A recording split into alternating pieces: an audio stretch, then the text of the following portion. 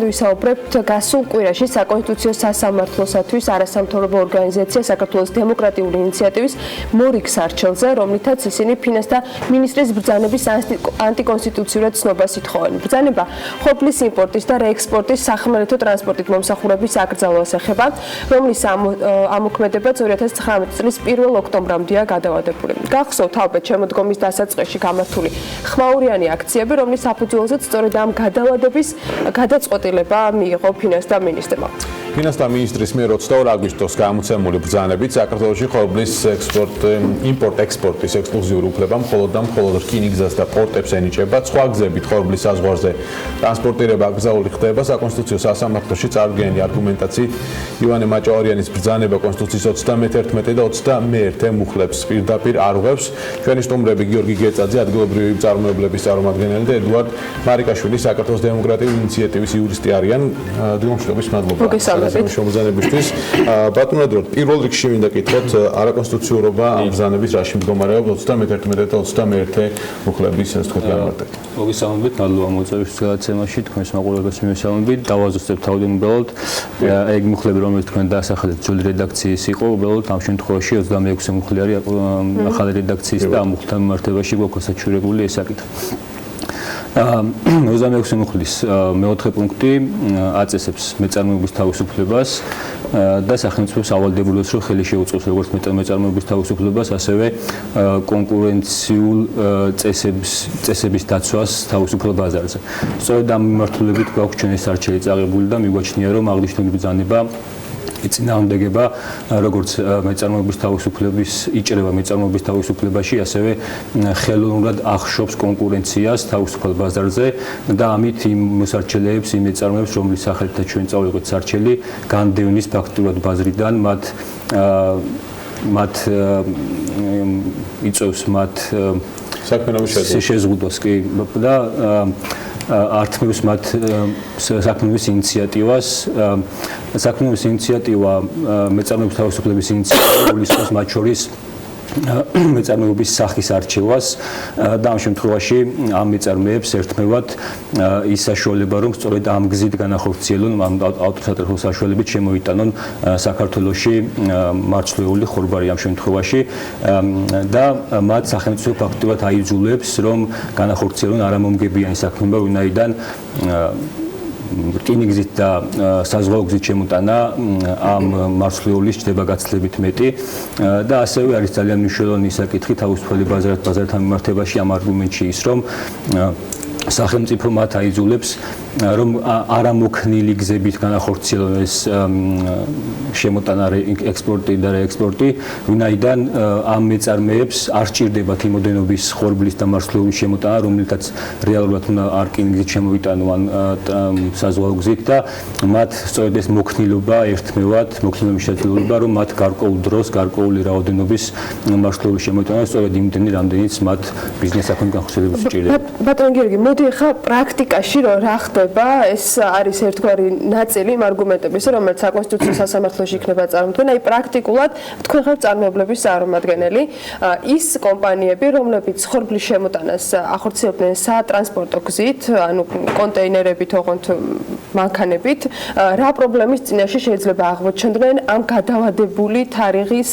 მოსვლის და ბრძანების ძალაში შესვლის შემთხვევაში. ჩვენ მოსმენილი გვაქვს იმ ცხოველების არგუმენტები, რომლებიც საკმაოდ ხმაურიან აქციებს მართავდნენ და რამაც გამოიყო გარკვეულწილად შედეგი, მაგრამ ეს მხოლოდ ერთწლიანი გადავადება აღმოჩნდა ჯამში. რა პრობლემების წინაშე აღმოჩნდებიან წარმოადგენლები? ჩვენი მართლობები შეგვიძლია ჩვენ დავყოთ პირობითად ორ ნაწილად, ხო? ერთი აქედან არის ადგილობრივი მწარმოებლები,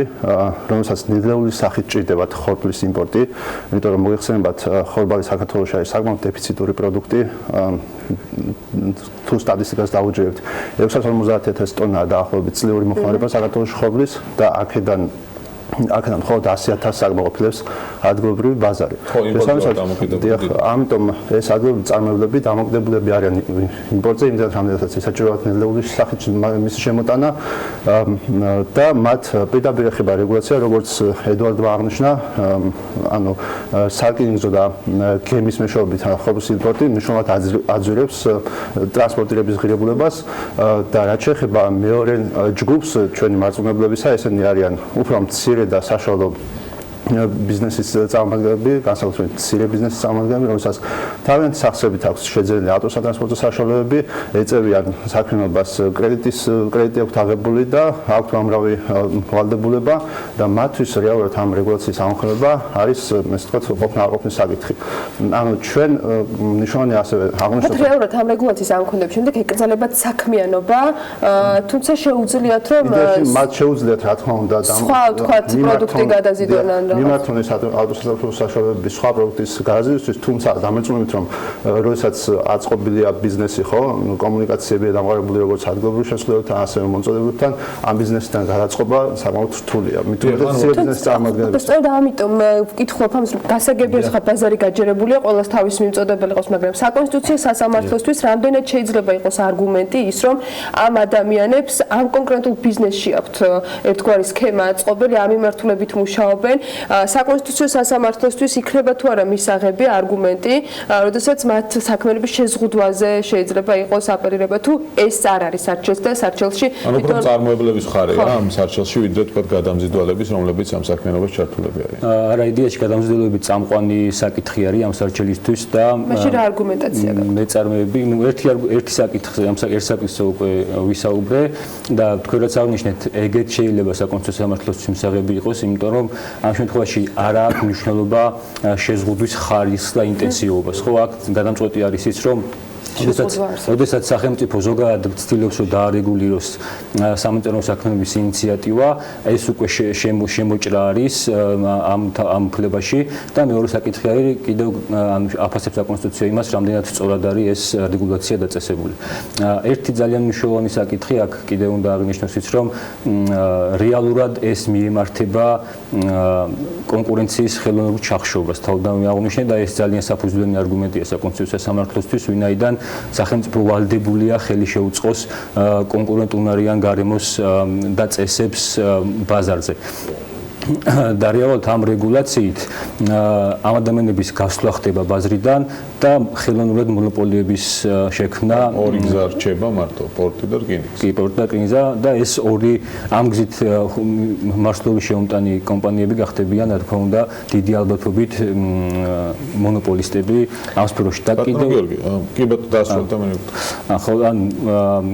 საკონსტიტუციო სამართლოს ჩვენი არგუმენტები აღნიშნავთ საკონსტიტუციო სამართლოს პრაქტიკას და საკონსტიტუციო სამართლოს აქვს ძალიან ესეთი კარგი განმარტება, რომ იმ სფეროებში, სადაც ბუნებრივი მონოპოლია არსებობს, იქაც კი თუ არის პატარა შანსი, რომ არსებობდეს კონკურენციის შესაძლებლობა, იქაც არის სახელმწიფო ვალდებული, რომ გარკვეულწილად ხელი შეუწყოს, წაახალისოს, გააჯანსაღოს ეს სუბიექტები ბაზარზე და ამ რეგულაციებით, იდეაში სახელმწიფოს რეგულაციებით თავისუფალ ბაზართან მიმართებაში უნდა დამთავრდეს იქ, სადაც ბაზრის წესები იწყება. და როდესაც სახელმწიფო ადმინისტრირებით შემოდის ბაზრის წესებში, ეს გამოდის, რომ ხელოვნურად ქმნის კონკურენციის არაჯანსაღ კონკურენციას. კი ბატონო გიორგი, მაშინ როდესაც შეთანხმება შედგა, რომ 1 ოქტომბერზე გადავადებოდა 2019 წლის, მაშინ ითქვა, რომ სამუშაო ჯგუფი იქნება, იმუშავებენ თქვა იგივე მწარმოებლებთან, გადამზიდავებთან და აი ამ ერთ წელიწადში რაღაც კონსულსამდე მივლენ. რა პროცესი მიმდინარეობს ახლა, არის რაიმე ტიპის სამუშაო ჯგუფი ფინანსთა მინისტროსთან? მოგახსენეთ, რამდენიც გვახსოვს გასული წლის საფხულში საკმაოდ მწვავე დემონსტრაციები მოყვა დაანონსებულ რეგულაციას. შესაბამისად, სამინისტრო ვფიქრობ, რომ მიიღოს ორი გადაწყვეტილება გადავა და დროში ამ ნორმის მოქმედება. მინისტრი პირადად შეხვდა მეწარმეებს და შეპირდა მათ ცვლილებების შეტანას, თუმცა ჯერჯერობით ცვლილებები ოფიციალური სახით არ ჩანს და ჩვენ გვაქვს რეალურად იმის საშუალება, რამდენიმე თვეში, ანუ 1 ოქტომბრიდან მოხდება ამ ნორმის უცვლელად ამოქმედება. სწორედ ამიტომ გააწყვეტეს მეწარმეებმა, რომ გადაიყვანათ დავა, ესე ვთქვათ, სამართლებრივ ჩარჩოებში და მიმართეს საკონსტიტუციო სასამართლოს. მნიშვნელოვანია ერთი ფაქტორი მინდა აღნიშნო, მნიშვნელოვანია აღნიშნოს, რომ ჩვენ როდესაც ვსაუბრობთ ადგილობრივ წარმოებლებზე, არ უნდა გავიწყდეს, რომ რეალურად ესენი ახლა ჩვენ წარმოადგენთ მაგალითად მეფრინველობის სფეროს, ხო? ანუ ჩვენი მარწმუნებლები არიან ისეთი დიდი კომპანია, მაგალითად როგორც არის შეფასე ჩირინა, რომელიც მოიხსენებათ, რომ არის არამედ საქართველოში, არამედ კავკასიის რეგიონში ერთ-ერთი ყველაზე მსხვილი მწარმოებელი ფრინველის ხორცის და ჩინას გარდა ყავს მაგალითად კოდა კუმისი, რომელიც მოიხსენებათ რომ კვერცხსაც აწარმოებენ, ასევე არის შებესენ ნუტრიმაქს, რომელიც ცხოველის საკვებს აწარმოებს, მაგრამ ამ კომპანიების გარდა არის დაინტერესებული ათეულობით სხვა კომპანია და ისინი აწარმოებენ საქართველოში ყველაზე მოთხოვნად პირველადი მოხმარების პროდუქტებს. და რეალურად ტრანსპორტირების ხარჯის გაძვირებამ შეიძლება პირდაპირ მოხმარებას დაარტყას და ამით ეხლა მე ვფიქრობ რომ პირველადი პროდუქტის წარმოებაზე რომ საერთოდ ნელოვის ფასი იცვლება ეს რომ ცუდია განსაკუთრებით მტკიცებას რა ცვლილებები შეიძლება შევიდეს აი ამ ბრძანებაში თუ პირდაპირ უნდა მოიხსნას და გაუქმდეს ბრძანება ცვლილებები რა უნდა შევიდეს რომ მისაღები იყოს თქვენ საუბარი რომ იყო სეზონურობასთან დაკავშირებით იმ პრობლემების გადასაჭრელად რომელსაც ასახელებდა მთავრობა ამ ნაწილში კი რა თქმა უნდა ეხლა მე გეტყვით როდესაც საერთო სახელმწიფო ან ადმინისტრაციული ორგანო ღებულობს გარკვეულ რეგულაციებს ამის მიღმა უნდა იდგეს ყოველთვის რაღაცა საჯარო ინტერესი ხო როდესაც სამეცნიერო გამოსცა ეს ნორმატიული აქტი მინისტრის საჯარო განცხადებაში მოვისმინეთ რომ მისი მიზანი იყო ტურიზმის ხელშეწყობა და ლარსის საბაჟო გამშვები პუნქტის განტვირთვა ზედმეტი ესე ვთქვათ საცხოვრებისგან ხო ბუნებრივია ხო ტურიზმის განვითარების წინააღმდეგი არავინ არ არის თუმცა როდესაც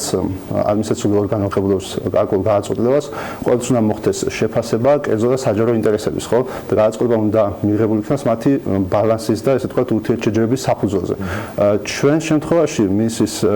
საჯარო განცხადების მიღმა არ ყოფილა წარმოქმნილი არავითარი კვლევა რომელიც დაადასტურებდა რომელიც ცხადყოფდა თუ რაში მდგომარეობს კონკრეტულად პრობლემა საბაჟო განშრომის პუნქტის შეუძლია თუ არა სახელმწიფოს მიიღოს დამატებითი ზომები ამ პრობლემების გადასაჭრელად და რეალურად რატომ უშლის მაინც და მაინც ხორბალი დავუშვათ ხელს ამ ტურიზმის განვითარებას ხო ამიტომ ვფიქრობ რომ სამეცნიეროს პოზიცია ამ შემთხვევაში არ არის საკმარისად არგუმენტირებული თორემ არავინ არის წინააღმდეგი იმის რომ რაღაცა სხვა ფორმით მოხდეს ამ პრობლემების გადაჭრა თუ კი იქნება საკუთრივ სასამართლოს მხრიდან დაკმაყოფილება პროექტში მაინტერესებს რამდენად იმედიანად ხართ განწყობილი რომ მოესწრება ვიდრე ეს ბრძანება ძალაში შევაიქამდე საკონსტიტუციო სასამართლოს გადაწყვეტილების მიღება და მეორე მხრივ თუ კი იქნება დაკმაყოფილებული თქვენი მოთხოვნა თუ კი ფინანსთა სამინისტრომ შეცვალა შინაარსი და ვისაუბრეთ სეზონურობაზე ამ ფორმით იქნება შეთავაზება ამ შემთხვევაში ეს რამდენად არის კონსტიტუციასთან წინააღმდეგობაში ბრძანების შინაარსი კიდევ ერთ შინაარსებრივ საკითხზე გავამახვილე ყურადღებას და შემდეგ თქვენ კითხვას გავცემ პასუხს. ერთ-ერთი კიდევ მნიშვნელოვანი არგუმენტი ჩვენი არის ის, რომ როდესაც სახელმწიფო იღებს რაიმე სახის ნოვაციას კანონმდებლობაში, ამ ნოვაციამ არ უნდა დაარღვიოს სამართლებრივი ნდობის პრინციპი ქვია ამას, ანუ ამ მეწარმე სუბიექტებს ბაზარზე აქვს გარკვეული ნდობა და სტაბილურობის განცდა, რომ სახელმწიფო ისე არ შემოიჭრება ამ სფეროში, რომ მათ რაღაც გადაწყობა მოუწიოთ სხვა საკითხებზე, ამიტომ ესეც ძალიან მნიშვნელოვანი და აქ გასავალისწინებელია ის, რომ მინისტრის ბრძანებით რეგულირდება ეს ყველაფერი და მინისტრს ყოველ დღე შეუძლია დღეში რამდენჯერმე შეცვალოს ეს ბრძანება და აქ ვთვლით, რომ აი ასეთი რეგულირება და მით უმეტეს უკვე სამჯერ შეიცვალა ეს ბრძანება გარკვეულ სამართლებრივი ნდობის პრინციპსაც არღვევს და ქმნის არასტაბილურ გარემოს ბაზარზე და ესეც ძალიან პრობლემური არის. რაც შეეხება თქვენ კითხვას თუ ნორმა შეიცვლება ეს სარჩელის ახლიდან შეტანის საფუძველი გახდება, იმიტომ რომ თუ ნორმა იცვლება წარმოებაში მიღებამდე საკონსტიტუციო სამართლოს შეუძლია რომ არ მიიღოს წარმოებაში ეს საკითხი და მოგვიწევს უკვე ახალი სარჩელის შეტანა, თუმცა შეიძლება ანუ რაც შეეხება დაკმაყოფილებას და მოსწრებას კიდევ დაგჭირდება თუ კი იქნა სეზონურობასთან დაკავშირებით ნორმის ცვლილება დაკორექტირება ამ მიმართულებით კიდევ დაგჭირდებათ როგორ ფიქრობთ საკონსტიტუციო სასამართლოსთვის მიმართვა და აქ უკვე იარსებებს ისევი საფუძველი რომელზეც დღეს თქვენ სარჩელს ამყარებთ ну შეიძლება ისეც მოეწყოს რომ გარკვეულწილად მისაღები იყოს ამ ადამიანებისთვის ვინაიდან დღეს შეზღუდვა არის ბლანკეტური როგორც გიორგი აღნიშნა მხოლოდ ერთი არგუმენტი იყო გაჟღერებული რაღაც ტურიზმის განვითარების ხელშეწყობა თუმცა ეს შეზღუდვა არა მხოლოდ ზემოლარსის გამშვებ პუნქტს არამედ მთლიან საქართველოში საბაჟო გამშვებ პუნქტებზე არის დაწესებული და მაშინ გაუგებარია რატომ არის საჭირო ესეთი ბლანკეტური შეზღუდვა თუ მხოლოდ ზემოლარსზე არის ტურისტული მოძრაობის პრობლემა. ამიტომ თუ ეს თანაზომერების ტესტით ფასდება ეს საკითხი და თუ გარკვეულწილად ჩავთვლით რომ თანაზომერების ტესტს აბალანსებს, ანუ სახელმწიფო წარმოადგენს არგუმენტებს რომ რომ იგი ამ ბლანკეტურად კი არ ზღუდავს არამედ გარკვეულწილად ითვალისწინებს ამ ადამიანის ინტერესებსაც, თუმცა მეორე მხრივ თვითონაც რაღაც გარკვეული მიზნის მიღწევა უნდა, მაშინ შეძლო რომ ამ საარჩევნო სახელმწიფოდან აღარ გახდეს. ამ საქმეს აქვს პერსპექტივა რომ არ იყოს სასამართლოში, თუ ისე შეიცვალა როგორც თქვა წარმოებლებს სურთ და იქნება მისაღები, შეიძლება არც გახდეს დავა საკონსტიტუციო საჭირო. კი, რა თქმა უნდა, ესეც მიზნი ჩვენთვის საქმის მოგება იქნება ფაქტურად ჩვენი მიზანი რა თქმა უნდა კონსტიტუციური ნორმის არაკონსტიტუციური არის ჩვენი მიზანი არის რომ არაკონსტიტუციური ნორმები არ გვქონდეს. ვადები როგორ აქვს საკონსტიტუციოს ანუ 1 ოქტომბრამდე მოესწრება თუ არა ამ პროცესის დასრულება. ერთადერთი ვადა აქვს საკონსტიტუციო სამართლოს ეს თქვენი ვადა არის წარმოებაში მიღების საკითხი ხილავს ხოლმე სარჩელის დანარჩენი ვადები გაზრდების გაუმტანის ვადა არ აქვს ამიტომ ამაზე ზუსტი პასუხის გაცემა ცოტა რთული არის. კარგით, მაშინ ბატონი გიორგი თქვენ დაგისვამთ ბოლო კითხვას იმ ყველაფრიდან გამომდინარე რაც ახლა ბატონი ედუარდი საუბრობდა იმ შესაძლებლობაზე რომ დროსაც საკონსტიტუციო სამართლის განხილვასაც თავი ავარიდოთ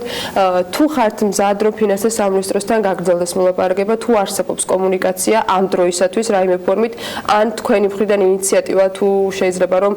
უახლოეს მომავალში დაფიქსირდეს. ჯერჯერობით ჩემი ინფორმაციით კომუნიკაცია ამ სუბიექტებს და სამინისტროს შორის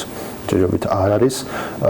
თუმცა როგორც აღნიშნე, არავინ არის წინააღმდეგ იმის, რომ მოლაპარაკება შედგეს პირიქით ჩვენ სწორედ ამისკენ მოუწევთ სამინისტროს და მიმაჩნია, რომ ყოველ რამე დამოკიდებულია როგორც ჩვენს მარწმუნებლებზე, ასევე თვითონ სამინისტროს და სახელმწიფოს პოზიციაზე. იმედი მაქვს რომ ეს ყველაფერი მოგვარდება და დროსთან დაკავშირებით არ იქნება პრობლემები. გიორგი კეწაძეს ადგილობრივი წარმოებლების წარმომადგენელს და ედუარდ მარიკაშვილს საქართველოს დემოკრატიული ინიციატივის იურისმას მისვლობდით საქმიანი დილის ეთერში. საქმე შეეხება როგორც გითხარით ჯერ კიდევ შემოდგომაზე მცხოვრებისა და წარმოებლების მიერ გამართულ აქციებს, როდესაც ისინი ფინანსთა სამინისტროს მიერ ფინანსთა მინისტრის მიერ მიღებულ ბრძანებას აპროტესტებდნენ, რომლის თანახმადაც სატრანსპორტო საშუალებით ხორბლის შემოტანა საქართველოში იგრძელებოდა. ეს ნორმა ერთი წლით გადავადდა, თუმცა 1 ოქტომბერს 2019 წლის 1 ოქტომბერს სასამართლოებრივი ნორმა თავის მხრივ კვლავ შეზღუდავს მწარმოებლებს, რომელიც სახმელეთო გზით არიან ხორბლის შემოტანების საქართველოში. ნახოთ საკონსტიტუციო სასამართლოს გადაწყვეტილება როგორი იქნება, მიიღებს თუ არა წარმოებაში და საბოლოო ჯამში ამ დრომდე ფინანსთა სამინისტროსთან კომუნიკაცია შეცვლის თუ არა ივანე მაჭავარიანის ბრძანებას. ამ თემებზე ვსაუბრობდით და მომავალშიც არაერთხელ დაუბრუნდებით საკითხს, მივყვებით ყველა სიახლეს, რომელიც წარმოებლებისა და ფინანსთა სამინისტროს კომუნიკაციის შედეგად წარმოიქმნება.